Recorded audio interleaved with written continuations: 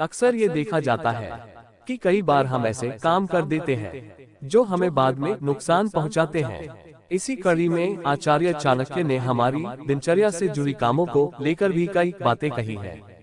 आचार्य चाणक्य को भारतीय राजनीति, कूटनीति और अर्थशास्त्र का पितामह कहा जाता है।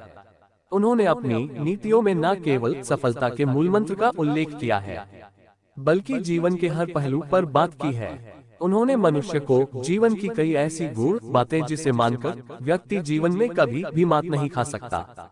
वैसे तो चाणक्य ने अर्थशास्त्र के संबंध पर काफी कुछ लिखा है, लेकिन उन्होंने खुशहाल जीवन और उन्नति के बारे में भी कई बातें बताई हैं, जिनका पालन कर आप भी अपने जीवन को खुशहाल बना सकते हैं। आचार्य चाणक्य ने मनुष्य के जीवन से जुड़ी कई गूढ़ बातें बताई हैं, जिनका अनुसरण करने से मनुष्य को जीवन हर जगह सफलता मिलती है। आचार्य चाणक्य के द्वारा बताए गए नीतियों का पालन कर मनुष्य जीवन में कभी भी मात नहीं खा सकता है। अक्सर ये देखा जाता है कि कई बार हम ऐसे काम कर देते हैं जो हमें बाद में नुकसान पहुंचाते हैं। इसी कड़ी में आचार्य चाणक्य ने हमारी दिनचर्या से जुड़ी कामों को लेकर भी कई बातें कही हैं। इन्हीं में से एक है नहाने के बारे में। चाणक्य ने बताया है कि हमें किस समय नहाना चाहिए और किस समय नहीं। आचार्य चाणक्य ने बताया कि कुछ ऐसे काम हैं जिसको करने से पहले और करने का बाद जरूर स्नान करना चाहिए। ऐसा न करने से इसका असर मनुष्य के लिए अपशगुन हो सकता है। आमतौर में तो हम रोज सुबह नहाते हैं, लेकिन आचार्य के अनुसार जब इन परिस्थितियों में हो तो जरूर नहाएं। ऐसा न करने से हमारी सेहत में इसका असर पड़ सकता है, क्योंकि हमारे खान पान के साथ साथ दिनचर्या से ही हमारी सेहत में असर पड़ता है। आचार्य चाणक्य ने नीतिशास्त्र में एक श्लोक में व्यक्ति को नहाने से संबंधित नियम सुझाए हैं।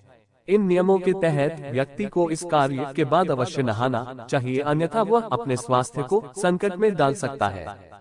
चाणक्य नीति के 8वें अध्याय के 6ठे श्लोक में बताया गया है कि ऐसे कौन से 4 काम हैं जिन्हें करने के बाद इंसान को तुरंत नहा लेना चाहिए।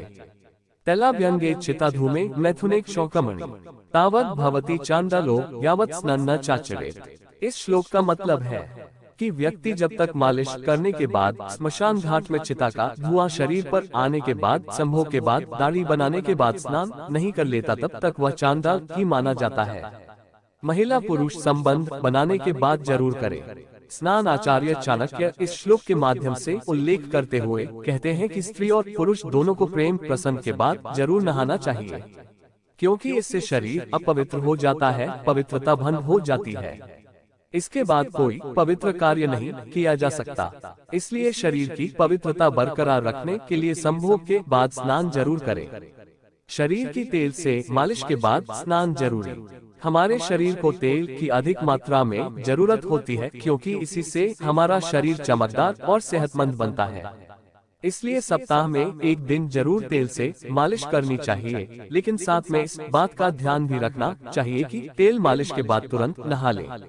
ऐसा करने से आपके शरीर की पूरी गंदगी बाहर निकल जाएगी, जिससे आपकी त्वचा चमकदार और सेहतमंद हो जाती। इसके साथ ही मालिश करने के तुरंत बाद स्नान करें। इसके बाद ही घर से बाहर कदम निकालें। बाल कटवाने के बाद जरूर करें स्नान। आचार्य चाणक्य ने बताया कि जब हम अपने बाल कटवाते हैं तो वह हमारे शरीर में छोटे छोटे बाल चिपक जाते हैं, जो बिना नहाए नहीं हट सकते हैं।